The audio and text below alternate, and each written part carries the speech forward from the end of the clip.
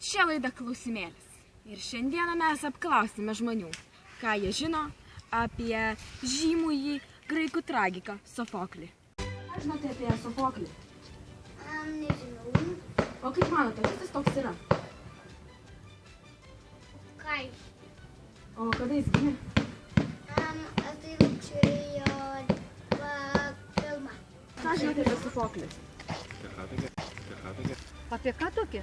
Apie ką tokie? Apie Sofoklį. O Jėzau.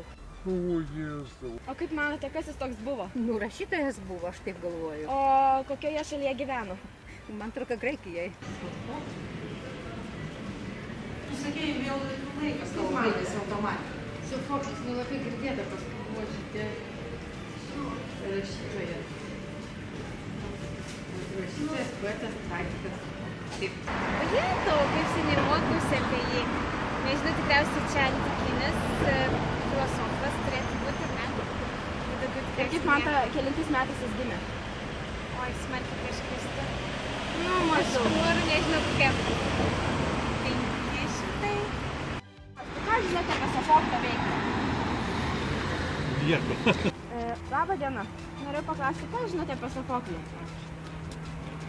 Na, ši moteris nebuvo itin draugiška. Žinote apie Sofoklį? Apie Sofoklį. Nebesimenu. Ką žinote apie Sofoklį? Ne. O gal žinote kokių jo kūrinių? Ne. Ne. Nežinote. Vakar norėjau paklausti, gal ką žinote apie Sofoklį?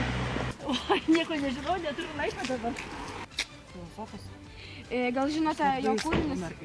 Kaip ir prieš tai sakė tas moteriškas, kad skuba. Taip ir aš skubu. Viso gero. Ačiū, kad buvote.